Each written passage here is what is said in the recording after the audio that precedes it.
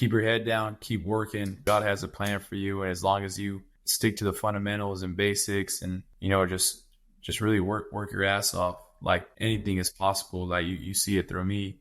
God has a plan for me. He has a vision for me. And the only reason why he didn't want me to go straight out of high school and play Division I football was because, I didn't really have a close relationship with him. And so just work on that relationship with God and he'll guide you and where you want to be, and just let him, open your heart up to him and just let him do his magic. Like it's crazy what he can do.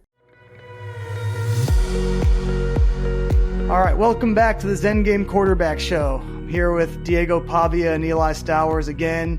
If you don't know what we're going to talk about in the show, we have a lot of other topics, but the incredible win over number 1 ranked Alabama has to be the biggest win in Vanderbilt program history. And for some reason, you're listening to this and living under a rock and haven't seen it, definitely recommend going to YouTube, watching those highlights, and you'll see a lot of these two guys because they were a massive part of that game. And the Vanderbilt defense came up in a huge way. Early pick 6 on Jalen Milroe to really, you guys get in the end zone, early pick 6 on Milroe to kind of set the tone. And Vandy defense did not back down at all against an absolutely dynamic offense. So, first of all, just congratulations on an absolutely incredible performance. You've been asked the question about how it felt a billion times, I know now, but just how have the past few days been coming off it's not even your biggest upset in either of your guys' career, because I went and looked this up. The Auburn game actually was a larger point spread than this was at New Mexico State last year. But the difference is that no one really was talking about the Auburn game in a major way in the national media, and this thing's covered every 5 seconds. So kind of speak to what these last few days have been like. Oh, for me, it's been a lot for sure. There's a lot of people reaching out and stuff like that, but it's an amazing feeling to take down number 1. But I think we got a lot of bigger things ahead of us. We know we're a team that can go out and play against anybody, and we preach it all the time that only Vanderbilt football can beat Vanderbilt football. So just keeping that in mind and approaching every game like it's our last, and we'll be just fine. And Eli, what have these last few days been like in your life? Yeah, it's been that was just a really cool experience. We looked at that the whole week as it was an opportunity to,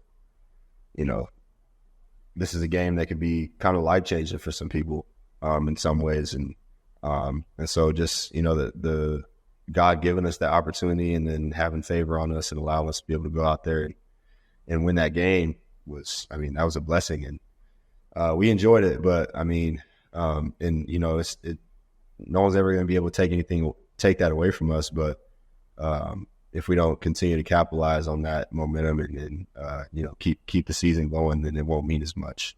So we focused on it a little bit, and it's as of right now, the hardest part is keeping out all the noise because people want to keep talking about what happened because it was so crazy. But we got Kentucky this week, so an excellent Kentucky team that was 1 point away from Georgia, went and upset a lot of Ole Miss fans in their last game and is coming off a break. So that's a dangerous group of people to play.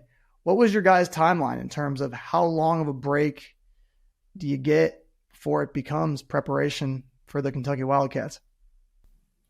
I usually do like a 12-hour deal. That's what we do. That's what Coach Lee says, give yourself 12 hours. So that Sunday, later in that Sunday, we hit a reset button, got prepared for Kentucky. How did it feel, or did it feel different as you got ready for the preparation for this game? No, it's the same. We're going to approach it just how we did every other game, just going out there, putting out our best, just put it on tape, show who we are. We all want to get drafted. We all want to go to the NFL. And so we got to bring our best to the table every single game. Is there a new confidence? I know confidence has been a big part for both of you guys since I talked to you back in July. And then when I talked to you again after the Virginia Tech game, that has never been lacking in, I think, either of your guys' department. But is there a new confidence that kind of comes through you from this experience of taken down the number one team in the country? Or if not a new confidence, does it almost inspire you to go reach a new level now that you've accomplished something like that? I would say, I think it's, we've always had, like you said, we've always had like a level of confidence to us. Like, the world was so shocked about us beating Alabama, but that was the kind of the temperature of the entire organization, was that we are preparing to go win this game. Like, there was never any, doubts in our head that we couldn't go do it. We just knew that we had to do what we had to do. But I think that like, because, coming off those two games that we lost, Georgia State and Mizzou, since they were so close, and the fact that we're a total of 7 points away from being 5-0 right now, it's just like, I think we knew what we had in store. And I think us winning that game just kind of proved it to us that, like, hey, like, we got everything we need. We just got to, lock in every single week and continue to do that every single week, and we know what we can do. What was the defensive adjustment, really, from the Georgia State game actually to the Missouri game, where there's a night and day difference between those two games in how the defense was able to lock down and in both cases stop two of the more explosive offenses in the country? Missouri before this, if not everybody watching the interview watched that game, you're trying to stop one of the most explosive receivers in the country that's going to be a top 15 pick in the NFL draft, and other guys on their team that are in position to be drafted or have draft consideration on that offense. What was the adjustment? What was the messaging change between that Georgia State game where you were under a minute away from winning that and sealing it up, to then that Missouri game where it feels like a lot of lessons were applied in that game? I feel like for the defense, they just brought a different mentality. They got the players coach. He's a very, very smart coach, one of the best, out there that there is, defensive coordinator wise. And so he just, allows them to play it at their own pace now. And just so he gets the play call in fast. He said that he was just try to be too perfect within his game. But now he just calls it and let the guys play. And so the chips are going to fall, and so it's just bouncing off of it, make them snap the ball as many times as possible. And then when the offense gets the ball, just take care of business. And when we get in the red zone, we ought to score a touchdown instead of field goals. And I'm sure that's going to sit with you forever. The Missouri game was a thriller. Like, that was one of the best college football games I've watched all season. It was a back and forth battle. Obviously didn't go the way I think any of us on this podcast wanted to go. You're in my shoes, you're sitting there. I gotten to really learn the story here, and I understood what that win would have meant. And it was inches away. As a player, when it's 4th and 1 and you're in overtime and you have a chance to win the game, what is the feeling? Take the result out of it of not going out there and playing for the win. So I can't imagine if it was my profession, whatever it was, how painful that would be to sit in the sidelines when games on the line like that. Yeah, I mean, I don't know. That game, it's just like, it's hard to, sit to just be present and continue to just look into the future, especially when you think about like what position we could be in right now. And, Diego said this earlier, but to me, but, God has a plan. It happened for a reason. He said, we may have not got out and beat the number one team in the nation had we not learned those lessons in those games. But it definitely was hurt though. I mean, and that's what kind of taught us, like, and even the Bama game, like, we played well and we executed well, but there's still things that we could continue to get better on and like work on putting teams away, like, because like the fact that so many of our games 4 of our games have been 1-score games, right? Our whole season, throughout the season. And it's like, we got to figure out how to like put teams away and stop letting teams linger around and, stop getting into these, it's cool to see these fun games. It's good for fans, but it's better as a team when we can really dominate and put teams away. So we got to work on that. But yeah, I mean, it was something that I knew we were going to talk today. I wanted to, be able to talk about both those experiences just to document what obviously those learnings were perfect when you're able to go apply them to then go and defeat the number one team in the country and build off that momentum. I think that everything we experience is preparing us for something. Everything is intentional. Everything's got a purpose. And it's going to be a whole transition for Vanderbilt football the rest of the season. I've seen what this looked like when I was close to Florida Atlantic basketball over a 2-year period, where up through the Final Four run, that team was underestimated and won games off of being underestimated. And the constant message around that program last season after the Final Four was we quickly felt what it was like to go from being the hunter to the hunted.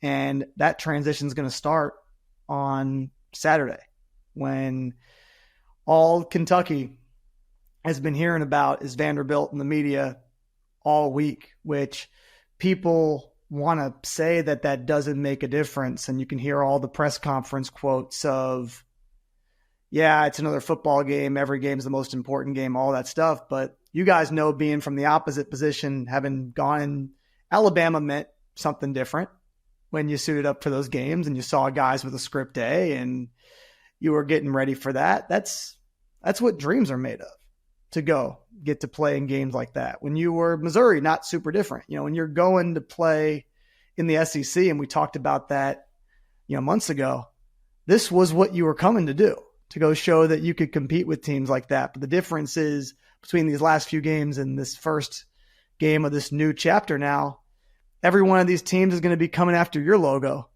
to go improve a point.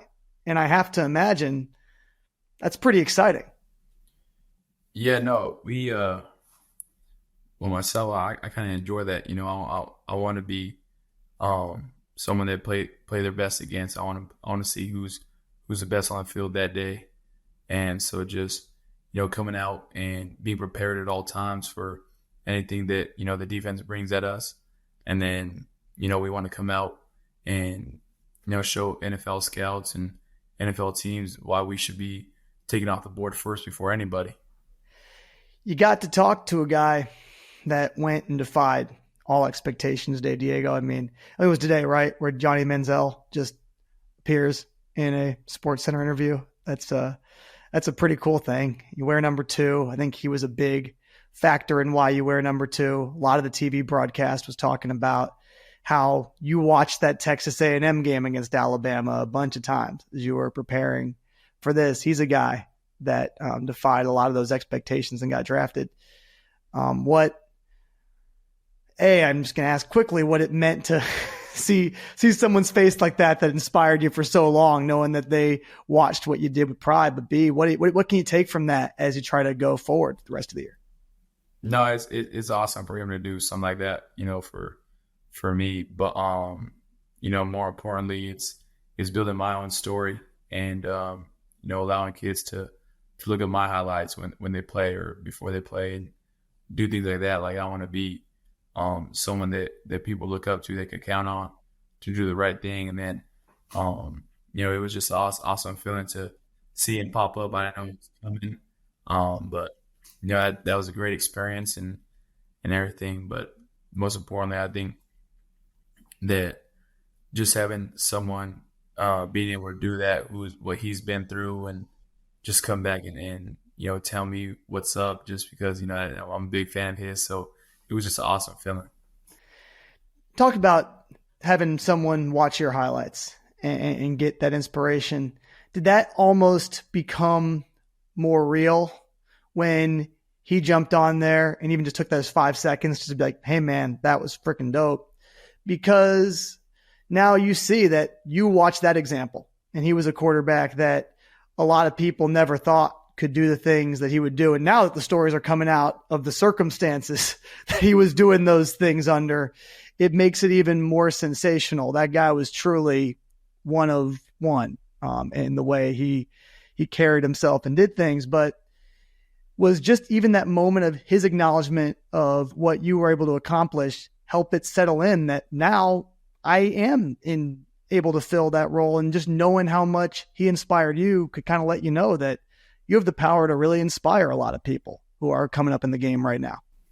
Yeah, no, for sure. I think a lot of people, everyone in the world, football runs the world. That's what I say. Sports run the world. So, just being a guy that someone could, just look at their highlights, see how I played the game, see how I approached the game, just learn from it. That's what I really want kids to grow up looking at, and just be myself, be where my feet are, just stay grounded and keep working how I always have. Yeah, we actually have gotten DMs about since the first episode from a lot of people that are in your shoes right now in JUCO, got overlooked and are looking. This was actually the inspiration that they were looking for, and they just say, "Hey, thank you for putting the story out there, because it just gives me some hope that I can make it." And I'm sure you get the question all the time, but it probably feels a little bit different this week. What can you say to someone that's maybe in their senior year, junior year of high school, not getting the love on their team that they want, are in their freshman year of college or on a junior college team, and their current positioning isn't what they want it to be? What can you say to them as they're hoping to break through in their lives, looking at your moment right now where you started off third string on a junior college team at quarterback and didn't even get to play quarterback all the time there, and work your way all the way up to what just happened this week? Yeah, all I would say is just keep your head down, keep working. God has a plan for you, and as long as you stick to the fundamentals and basics, and just really work your ass off, like anything is possible. Like you see it through me. God has a plan for me. He has a vision for me. And the only reason why he didn't want me to go straight out of high school and play Division I football was because, I didn't really have a close relationship with him. And so just work on that relationship with God, and he'll guide you and where you want to be, and just let him, open your heart up to him, and just let him do his magic. Like it's crazy what he can do. Where was, and if I haven't asked this question before, Diego, I think it just feels more meaningful now than ever before. Where was maybe the moment that you felt the lowest in this whole journey, and how were you able to use that faith to pick yourself back up in that moment? My lowest during this journey was when we were 1-5 and in Mexico State. I wasn't playing. No, it was just like a really, really low moment. I didn't know what to do. I didn't know. People were saying I wasn't good enough. I still believe I was good enough. My arm was kind of hurting. And I went back home for a break. Because one of my brother's best friend had passed away. And, so I went back, and, we just kind of sat around and just talked, and I kind of gained my confidence back of who I was and who I am. And so I literally told them that night, like, if they give me another shot, like, I'm going to take it over. Like, I'm never going to look back and not take it for granted. So ever since then, I was able to bounce back and, double down on my faith, and, just believe in him and trust in him, and, look where I'm at now. Pretty cool. And was there a moment as you did bounce back that you saw a sign, or you just felt that presence with you on the field that you remember on the climb back up? Because you had a good rest of the season that year. Yeah, I remember it was in the UMass game where it was just like, I went to throw the ball, my arm gets hit, but the ball still goes, and it's like a perfect ball. Now I'm like, yeah, this ain't me tonight. You know what I mean? This is what's supposed to be happening. Like, God has a plan for me.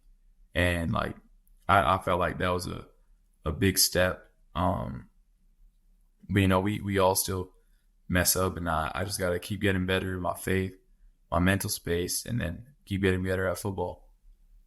Yeah, I read something that was interesting. I listened to something actually that was really interesting the other day that just comes to mind when you say that we all mess up. Is like, that's the ego a lot of the time saying that we mess up, because in a lot of cases, some of the moments that feel like quote unquote mess ups are really our triumphs, because those are moments that put us into confusion, that make us test ourselves, that make us grow, and we need them. And those aren't messing up. It takes sometimes getting to 1 in 5 to sit down and have that experience you had, and need like that moment of something greater to come through you that happened in the UMass game where, you reached that new level. You had the movie scene like pass. I'm actually going to have to go back and watch that game now to go and see that moment. But YouTube's unbelievable. I'll be able to find the highlights from that. It's unbelievable you can find on YouTube. But you had that moment where it came through you and you felt it. And it's just easy for me to jump to your journey, Eli, because it's similar. Like, it really isn't that different in terms of.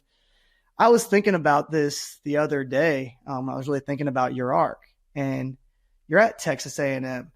You are such a highly touted recruit that there are people who thought you were going to start as a true freshman. I remember that was the first video I watched when I prepared for our first interview. Is you got the spring game at Texas A&M, and they're saying like Eli is in the competition to start at quarterback. There are a lot of Aggie fans that are out there saying that they want you to be the guy right out of the gates.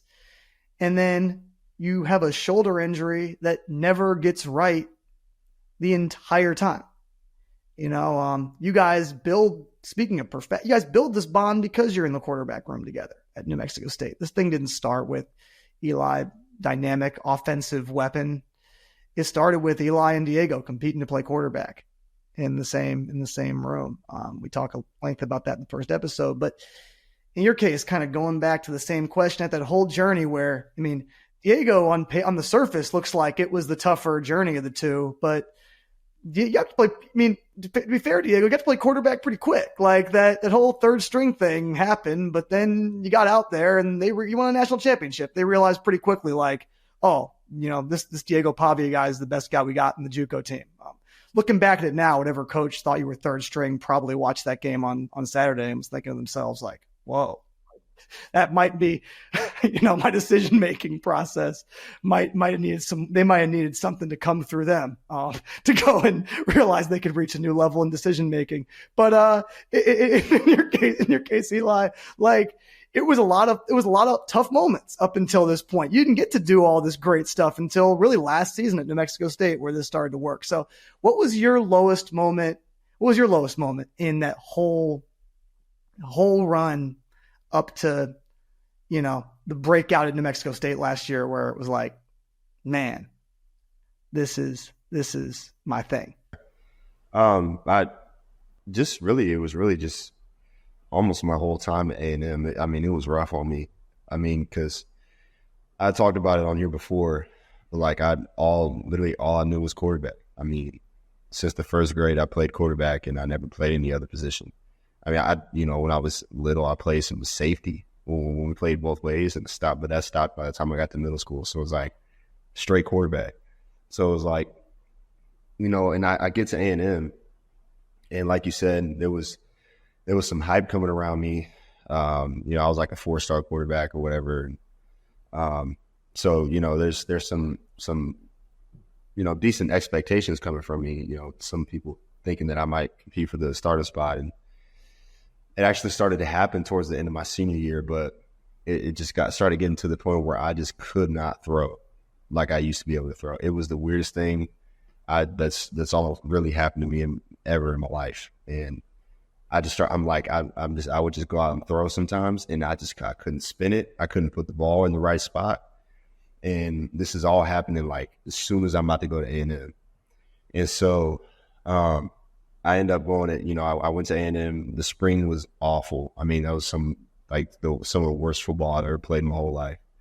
Because and I didn't find out about what was going on with my shoulder so in that summer, I actually did move and play some other like some like flex receiver kind of hybrid positions or whatever.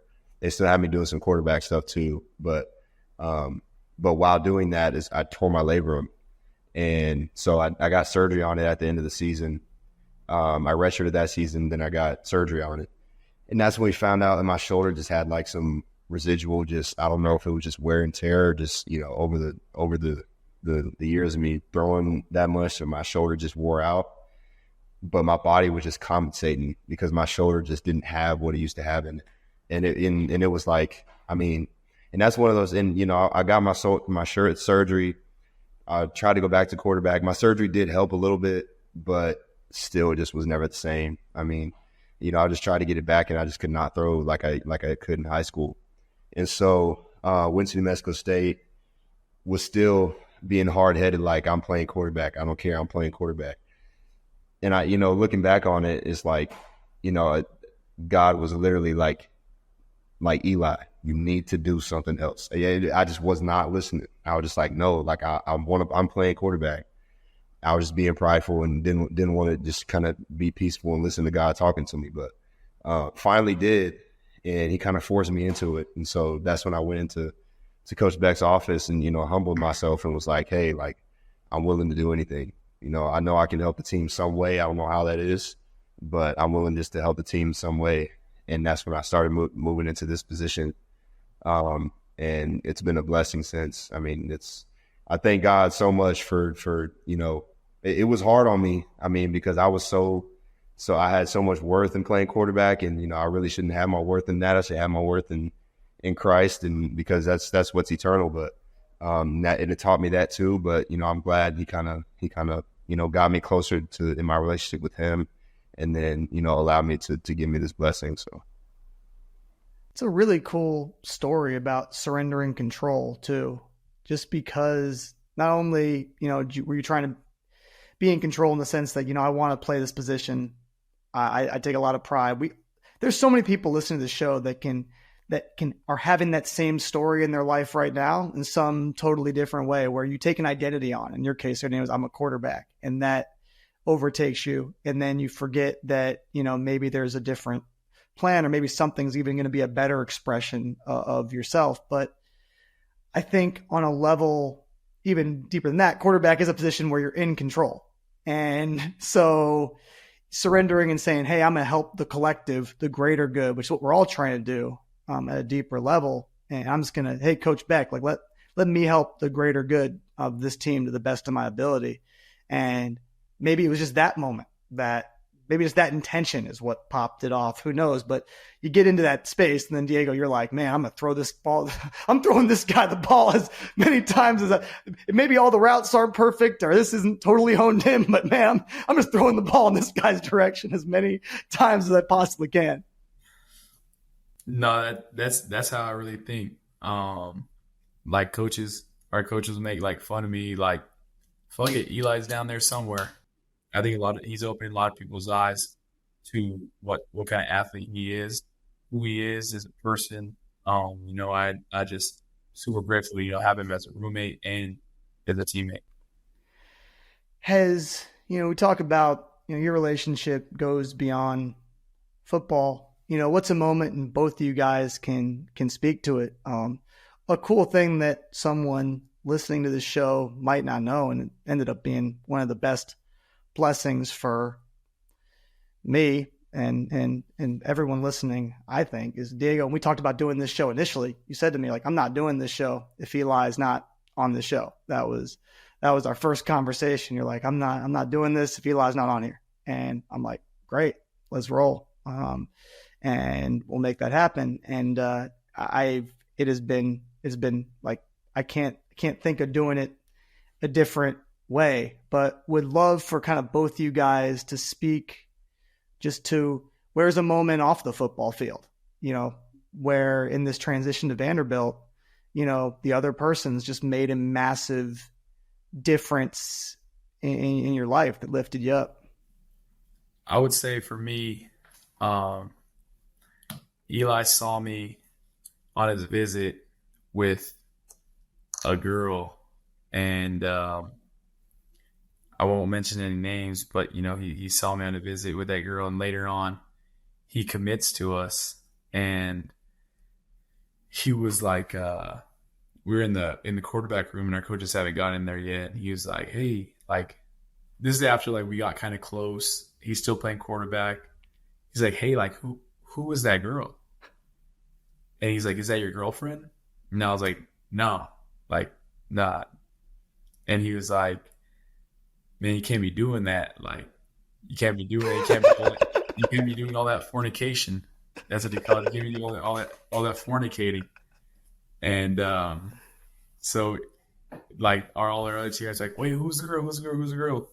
And I was just like, "Nah, don't even worry about it." But like, that really changed my life, and how Eli saw it, because ever since then, like, he reminds me, like, that's not God's way. You know what I mean? It's you're living for eternity, and the only way through eternity is through God. So like, Eli holds me to that standard, and you know, I still tell him today, like, I'm super thankful for him, you know, and like, just holding me to that standard of living it through God, because you know, he's the one who ultimately has eternity for us. And so just being that kind of person for me, you know, I'm super appreciative for Eli.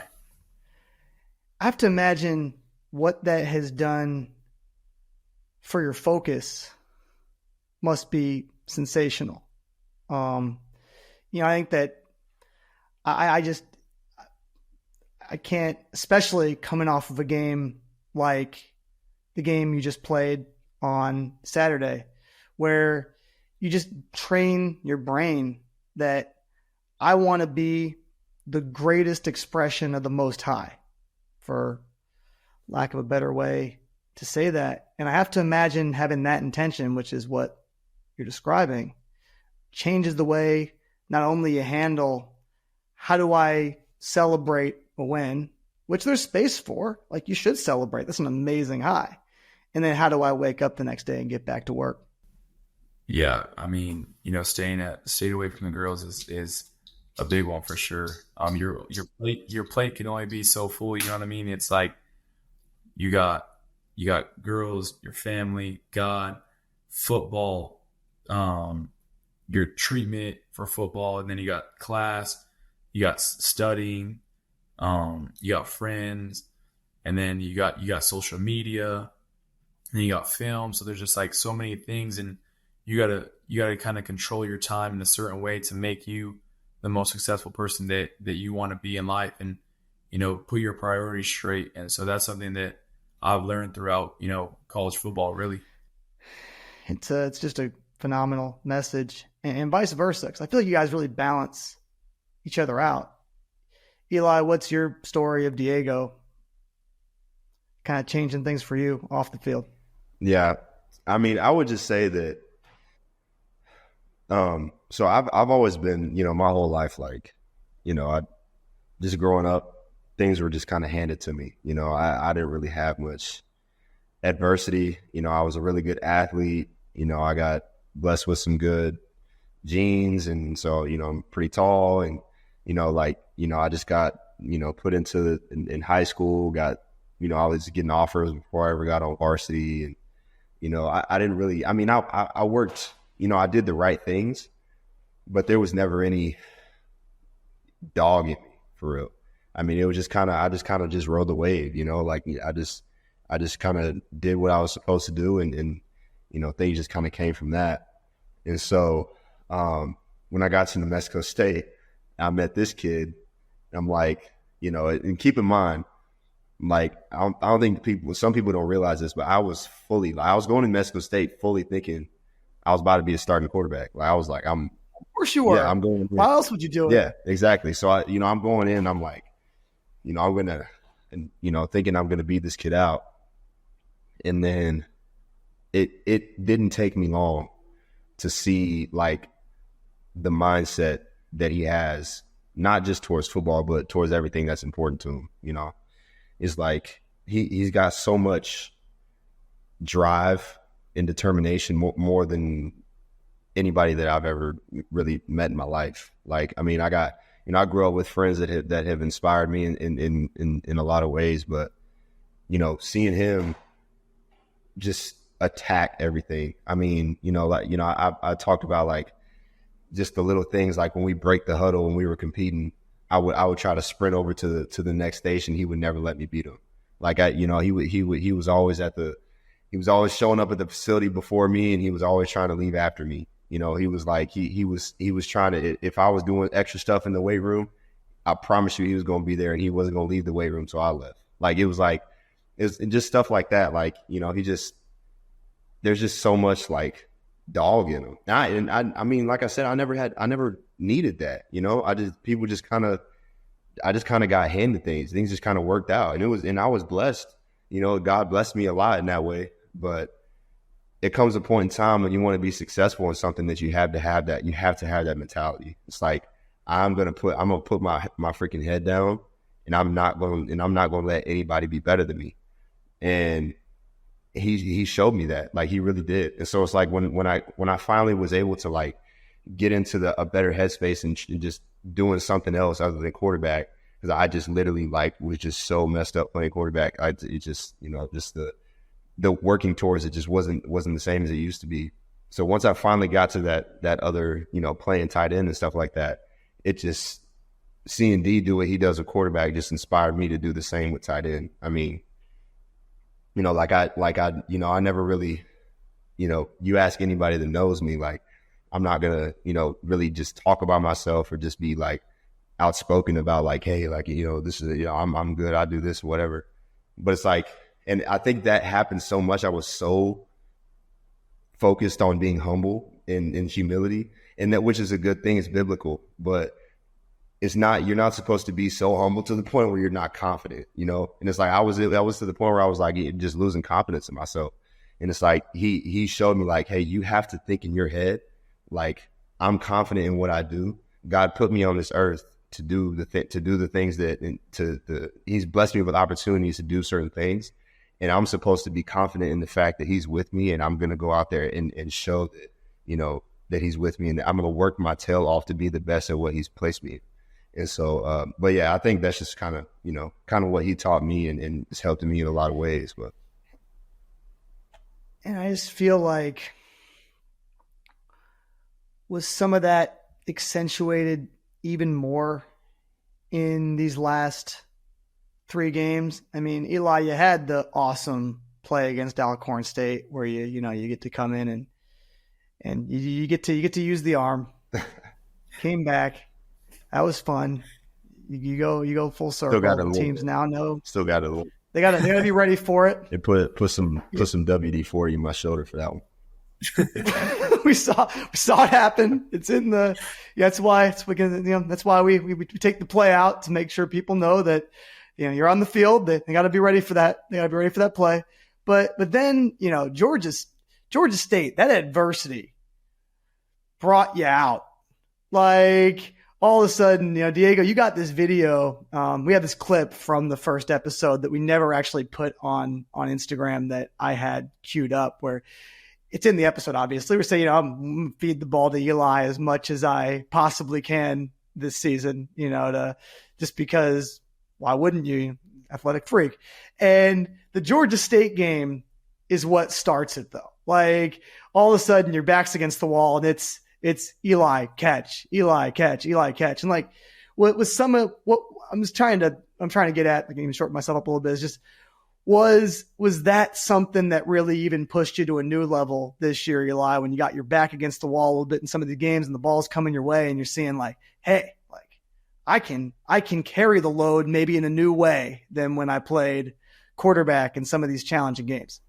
Yeah, I think it did. I mean, I'm never going to be one that's, like I said, I'm going to do what I'm told, but, in the first couple games, it just happened to where there wasn't as many opportunities.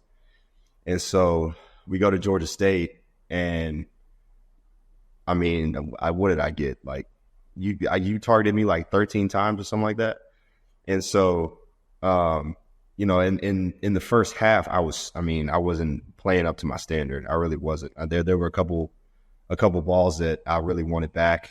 One that should have been a touchdown that I dropped, and then another one that was a tough catch, but I still should have had it. And there were a couple blocks that I should have had that were kind of big plays. And so I was like, I got to get the freak going. I mean, like, I know there was something, you know, I know what I can do.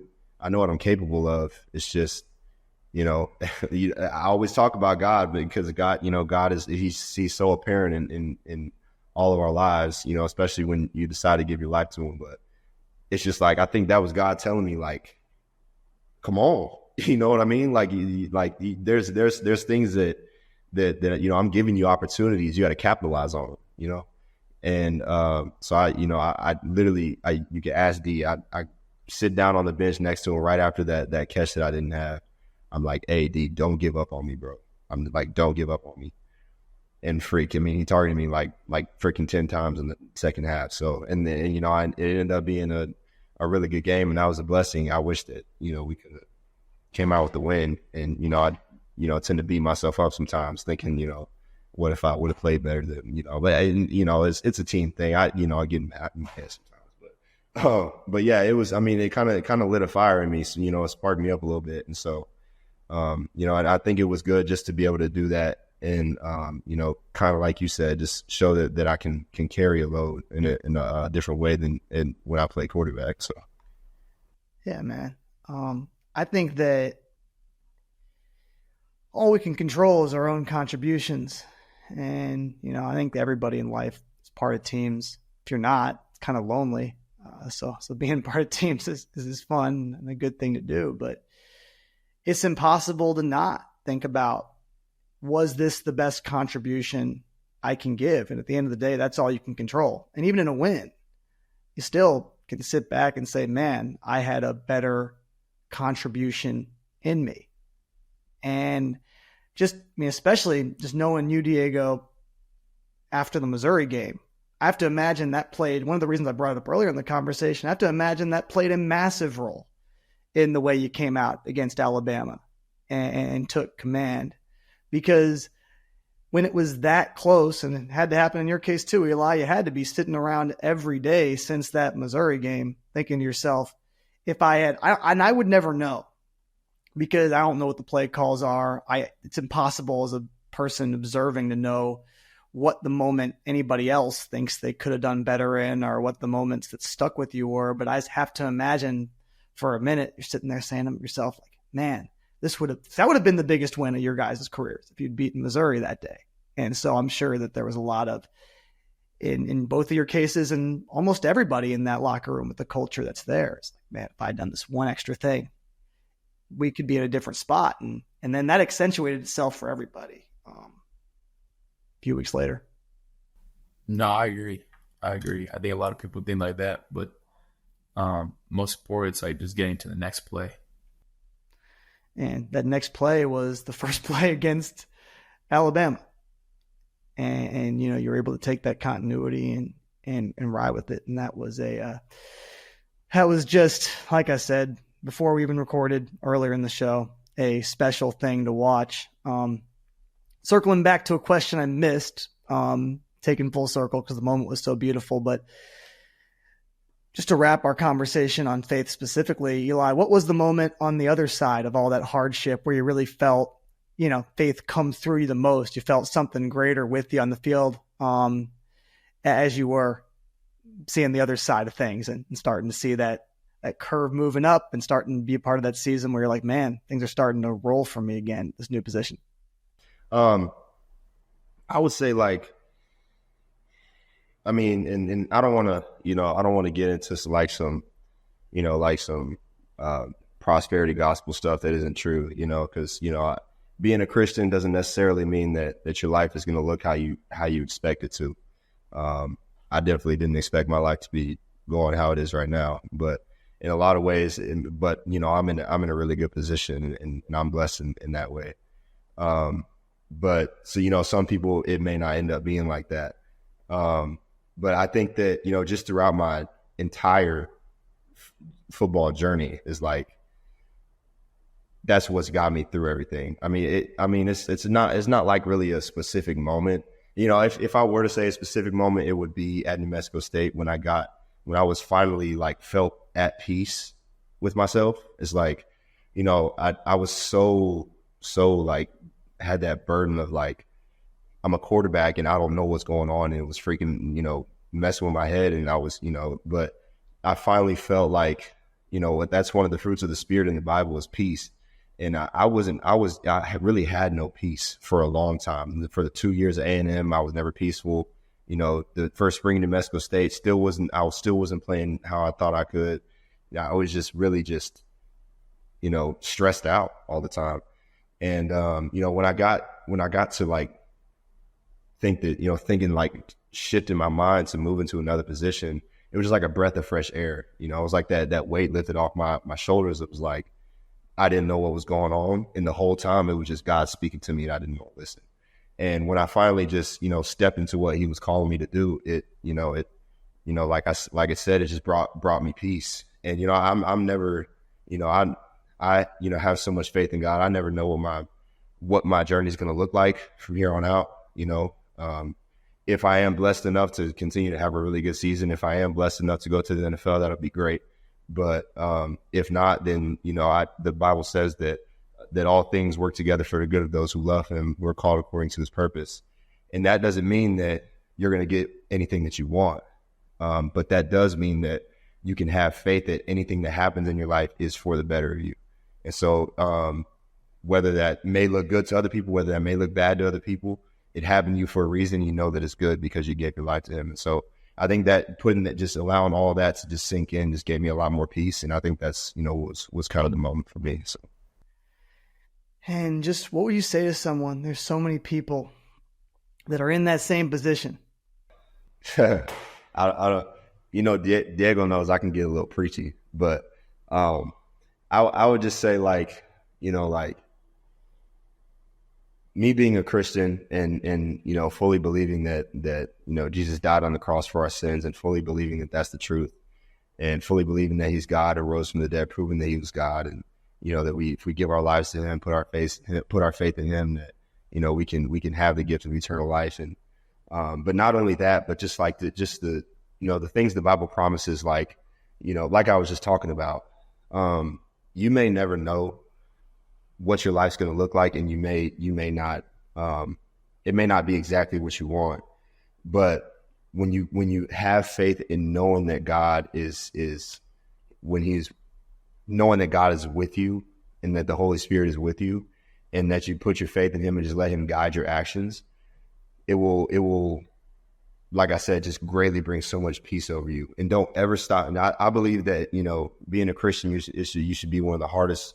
The Christians should be the hardest working people on this planet because of the fact that God gives us those opportunities and it's on us to capitalize on those opportunities. All God can do is give you opportunities. He can't make you do anything. We have free will. So it's just a matter of like, when those opportunities arise, continue to put your head down, continue to work hard, all so that you can capitalize on them and glorify him through you capitalizing on those opportunities. Someone heard that today that needed to. I can guarantee that. And if there's a platform to be preachy, this is the one. Because when you're sitting after a high like what you experienced, for a lot of people, what they watched, they connected to in a one way or another, because I think almost everyone has moments of life, at least, where they feel like they're an underdog, that no one believes they can do something. Like very few people believed you guys could on Saturday. And then, if they find themselves listening to this because they did connect or they already were connecting. A lot of people were watching these episodes before that happened because they were, like I said, they were connecting to the content that you guys were co-creating with me here. That could be something that really helps give them the confidence to make the change, to go try that different thing that, in your heart, you went to Coach Beck and said, hey, I'm willing to contribute however I can. I think that there's something to that metaphor of them being able to go say, hey, let me find my better way to contribute to the collective good. Few fun questions I can move to on the backside of this thing. One of the aching questions that's been on my mind since our last interview, in the Welcome to the Jungle class, do we know what rainforest the class is about yet? Weeks later, Amazon rainforest. All right, and so we got that major progress in the course. What is the current health status of the Amazon rainforest?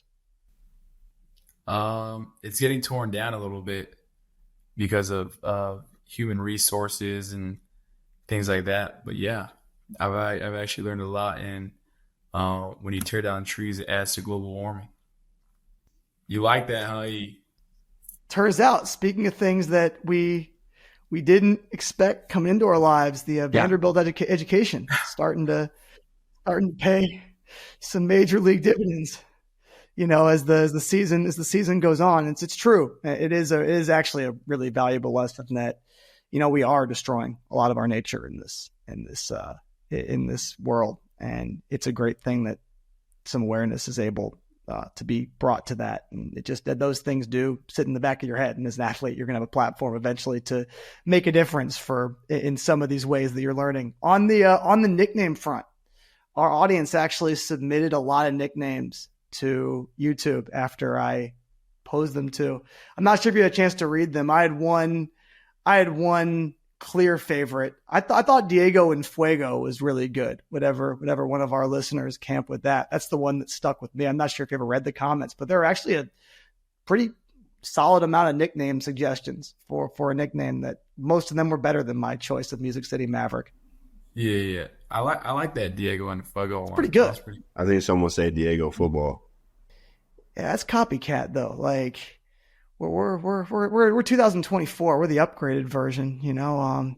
You were there, Eli. A&M has a lot more advantages than Vanderbilt has. Like you go pull that thing off at Vandy. You're climbing a harder mountain. I would say. So that was a heck of an accomplishment. But I think Diego and Fuego, like that one just stuck with me of all the different names. I start thinking about that when you're out there. So that one I like. Pavia Mafia. Pavia Mafia. I like that one. Yeah. Pavia Mafia. The whole crew though.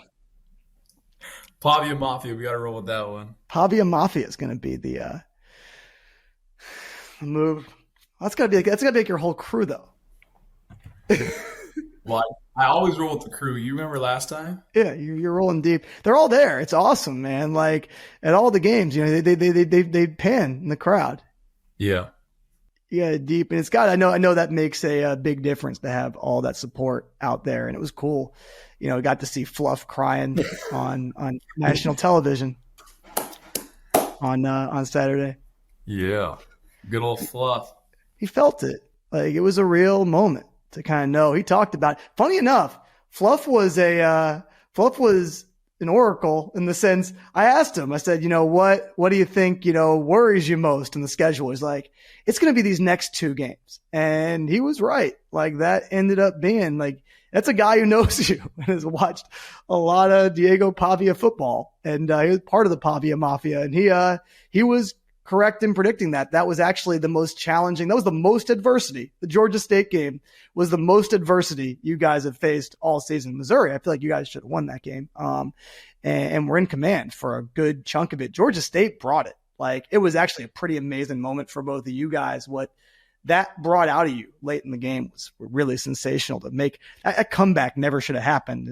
Like you said, don't want them to be incredible games, but man, that was a sensational football game to watch other than the result. But yeah, and Eli, my current leading nickname that I've got for you going into today was the Stower House. That was my best one, but for whoever makes it in the comments, if they've got upgraded ones, I was beat by the commenters last time. So we will, whatever works. We will allow for the commenters to try and upgrade on my skills for you. But I think so. It sounds like Pavia Mafia has beat out Diego and Fuego. I made my vote, but your vote's what matters, Diego. That's Pavia Mafia For There we sure. go. Got some new. Those would be some good T-shirts. I know you got a team. I know you got a team in the back over there, but that's not a bad NIL shirt. And I think people would want to be a part of the Pavia Mafia. I think you could sell those. Yeah. No, that's a good idea. That's a good idea for sure. Yeah, you get to. I've been on that. It's been one of the things I've been preaching on this week is that athlete NIL athlete gear is like one of the best and easiest ways that you can go support your favorite athletes right now. Like for people who are curious, like saying, hey, I want to contribute. You know, I know Vandy's doing a lot of, and it's good that they're pumping Anchor Impact right now and trying to find ways to get people. It's a great moment to capitalize and build the future of Vanderbilt. But if you're kind of sitting at home saying, hey, I want to contribute to the future of Vanderbilt. I love these guys. They inspire me, but I don't feel like I got a lot to give. Holidays are not that far around the corner. If we get some Pavia Mafia shirts or any of the other merch that, you know, Diego and Eli are going to be promoting on their Instagram pages, give them a follow. That helps them out, helps get brand deals and stuff. And also I can give you guys the space to give your Instagram handles, but also buy that merch because you get something cool, give someone a gift of jersey, any of those things. This money goes back and supports these guys. So if you're going to go buy some stuff, buy some merch through them. It's a good way to help. No, I appreciate you, Grant. And you guys are working hard, you know, trying to make the NFL every little bit counts toward you, you know, establishing that dream and doing what it takes. Sure. You know, so yeah, I don't think I ever could have imagined that, and I believe, you know, I'm a person that's been a believer. We're sitting here only 5 games in, and you said that some people who bet that 2.5 point over were going to make a lot of money. They already got to cash that bet. That was light work. Funny enough, another one that you can help a lot of bettors maybe do well on. Vanderbilt to win 6 was plus 1,000. That you guys making a bowl was 10-1. That was. I think I might have told you guys I don't bet. I'm superstitious that if I bet things, especially from guests of the show, it'll impact the outcome negatively. So I refuse to do that. But the plus 1,000 I sat there. I'm like, that might be one that looks stupid later. And you know, you guys are trending well toward that goal. But you sit here today and Vegas still isn't giving you guys respect. They got Kentucky as a 14-point favorite coming off of what you guys just displayed. I have to imagine that helps you. Like, you definitely see it, and that has to help you realize, like, man, we go do what we just did, and we're still underestimated by these lines. Yeah, I just think they like to lose money nowadays. I don't know what's wrong with Vegas.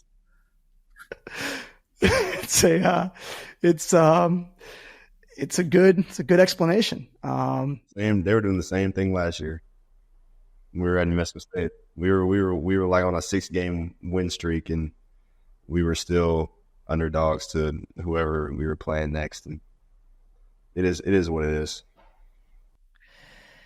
So general good choice to go bet on the Pavia Mafia for gamblers. I think it's kind of a good way. One of the things I wanted to close with, just to give, you know, listeners, viewers, a behind the scenes of your experience is, what does a week look like preparing for Kentucky? Take all of the other stuff out of it. You just have this crazy experience, but everything we talked about demonstrates you guys know what your primary goal is. You guys stay focused. Would love to give, you know, people listening an idea, because they're seeing you on Sports Center, Diego. They're seeing you all over the place, but that's a very small part of what's going on, and that's only the visual piece. Kind of give them behind the scenes of what does a week of preparing for a team like Kentucky really look like coming off of this big one? Yeah, so, you know, it's Saturday. It depends if it's home or away, but we'll get home Saturday night. Sunday morning, we have check-in around 12. Before that, me and Eli and a few guys usually go to church. After church, we go eat breakfast. After breakfast, we go to the facility. You know, you have an option to either lift on Sunday or Monday. I usually do my lift on Sunday. And then after that, you know, you got meetings. Then you got practice. And then after practice, it's like around 6:45. and then you go into another meeting and learn about Kentucky, the defensive coordinator, what they run, key players, things like that. Monday's an off day. For those who didn't live Sunday, you left Monday. What I do is on Mondays, come to the facility, do some treatment, have my body feeling good, cold and hot tub for about an hour, get my shoulder worked on, do shoulder exercises, some maintenance. And then, I have to check in for lunch. After lunch, I go to my advisor, and then we do a grade check and make sure I'm caught up on everything. And then after that, I head to class till about 4, and then we have a meeting around 5:30. And then after that, we always go to Hop Dotties. And Eli's trying to pull out a Hop Dotties because I don't know why, it's fire. The nacho fries are ridiculous, though. Hey, I gotta say though, and this is Hop Dotties has some plant-based forward options. So I've actually, this is the first time on this show I've been able to actually relate to a restaurant someone brought up. It's a proud moment. The lettuce wraps are a good alternative option though. They lettuce wrap pretty well over there. That's like a decent alternative option to make it. I might have to try that because I love the fries so much. I was about to just do 2 orders of fries and they're really good. Yeah. Yeah, if you ever meet a plant-based person, most of the time you'll find plant-based people obsessed with French fries because that's the only exciting thing that we can eat a lot of the time. Yeah, but no, the lettuce wraps are really good, and that's a good way to get the bun out of there and make it slightly healthier. Yeah. Now I'm gonna try that on Monday then. Let's go. Yeah, but then Tuesday we wake up around 5 o'clock. We have an early check-in 5:30. Eat breakfast, meetings, and then after meetings we got practice. After practice, we shower up, go to class. After class, 5:30, and then we have a 5:30 meeting. And then after that, we usually stay around and go to Brother B's, who's our team pastor. And we stay over there till things 7:15 till about 8. And then after 8 o'clock, we go home. And then same thing on basically Wednesday, but no Brother B's. And then Wednesday's QB dinner. Eli always gets the invite though. Honorary QB. It's all the quarterbacks. Anyone who's in, Fluff's usually in with the fam. So it's all the QBs, Fluff and Eli. We all go eat, and then who's got the best appetite in the quarterback room? Is it low-key B Store? It might be. It might be B Store. Brendan Store. He mixes it up and it always looks pretty good. And then Thursday comes along, big preparation day, focus practice. They usually allow us to wake up a little bit later. Big focus day at practice. And then after practice, we go to class. After class, I don't have a meeting. Some guys do. I don't have a meeting. And then Friday morning, it's check-in. I have a meeting. We prepare, and then we practice, do a walkthrough. And then we come back, shower up, and then get ready for the trip to the game. Do you have any pregame rituals? Can't believe it took me three interviews to ask that really basic question. Either of you guys have any pregame rituals that are? Shoot, I watch Johnny Manziel highlights before the game, and then I watch my highlights, and then I listen to Future, Drake, Lil Baby, a lot of Lil Baby. Me and Big Lo like Lil Baby, so that's what bumps in the locker room before the game. March Madness by Future made it into the playlist ever? March Madness? Yeah, it has. It's a good. That's the same one with Draft Day, same album.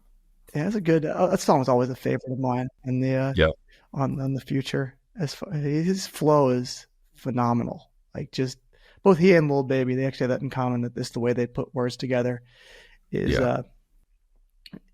pretty is pretty special. And is the gap's now lessening, I think, between the Johnny Manziel highlights and the Diego highlights. Is that one of the goals every time, to kind of put them both on and say, hey, I'm working toward this, but we're lessening the gap one game at a time? I don't know, E, what do you think? You watch my highlights a lot of times. I made you watch them. Yeah, it's worry about that at the end of the season. Well, I could say that it is, just from a third party observer's perspective, I feel like I feel totally comfortable answering that question. Is, I think what's throwing people off is this shit is not something anybody's ready for. It's like watching the game. That's what makes it so fun to watch. Put the highlight together. People can't wrap their head around how to defend you in this offense. Like, it was just classic to watch the Alabama defense and all these players that are going to go play in the NFL kind of sit around and not really fully know what they were trying to defend out there, which it's something totally unique to prepare for. In my eyes, I watch a lot of football, and my eyes notice that it's just something you're putting your complete own expression out on the field every week, which is a beautiful thing and makes it very hard for teams to beat you. And no matter what level that converts to, people are going to have a problem with it because they're not ready for it. And it's just plain as day that they've had games to go prepare. It doesn't look like it's helping them. Yeah, no, that's for sure. We run a unique offense. And so that's why I feel like it makes it so dynamic and hard to stop. You're unique people. So it's not just that. It's true. And Coach Beck's got some very unique plays that he's dialing up. Like, all respect to your fluency in that system and what he's putting together and what the whole team's putting together. But it's a combination of that and some unique personnel that teams are having a hard time figuring it out. And, that'll be, and the best of us evolve constantly. So every week, you get to see some new things that come on and Vanderbilt football is becoming, and has been all year, appointment television. And I think that more and more people, I can reword that. It's been appointment television all year. I just think that more people are starting to realize that Vanderbilt football is appointment television. I'm willing to bet 2 weeks straight that you guys do some ratings damage to the SEC network. They're going to be feeling a lot. ESPN's going to feel pretty good about their investment in the SEC network after having your game and having your game again last week at Alabama. So it is so much fun. I think just talking through how much comes in to beating a team like Kentucky is just great perspective. All those things make a big difference, all the way from that film study, learning about these guys too. Just having the camaraderie and having those built-in checkpoints to be with teammates and have fun outside the field. So just getting to ask one more time as we close here. Probably close twice, and I'm fine with that. What is it that you're looking forward to most the rest of the way here for both of you guys? Holding up that natty. It's the first time you've said that in this show. You can beat them, I guess. You beat Alabama. You're going to get another shot, but I guess it's that you beat the number one team in the country. Why not win the whole thing? I mean, that's how we feel, that we are the best team in the country. So we just got to keep showing it on Saturdays. And you got a great one. Eli, what are you most looking forward to rest of the year? Yeah, I mean, I feel like that's the way we got to feel. That's the way you got to feel as a team. If you want to be successful, and if we want to go out and win the rest of our games, the rest of the season, we have to go in with that confidence. So, I'm just excited to see, just because I know what we have, and we've expressed that over on the last two of these, but we know what we have here. We know we have in the players and the brotherhood and the coaches. I mean, it's a pretty good mix of what we got going on over here, and so I'm just excited to see what we can do. We're confident in what we can do, and we have an idea of what we can do. So now it's just on us to go do it. So, most importantly, you've expressed that. A lot of people express a lot of things when I talk to them. The unfortunate thing for me, because I love everybody I talk to, the unfortunate thing for me is I get to see the truth on Saturdays and sometimes other days of the week. And the most important thing is that you guys have shown that on the field in all 5 games this season, what you're capable of. And in 3 of them, the result was the way you wanted. And in 1 of them, you beat the number 1 team in the country. So that speaks for itself. And I can't wait to keep watching you guys the rest of the season. And I'm just so grateful to be able to have you on the show today and be a part of documenting this journey. It means a lot to me, and I know it means a lot to people listening. So really appreciate you guys. I appreciate you, Grant. Thank you for having us. A pleasure. You've been believing in us since before anybody else did, so we really appreciate you. Well, you guys believed in yourself before I had a chance to meet you, but that's the most important thing. But it was apparent to me when we were sitting in that studio together that you're doing something special, and I could feel that. And it's exciting. The whole world got to get a taste of that on Saturday night in a way that no one ever saw coming. Yep. Yeah. Thank you.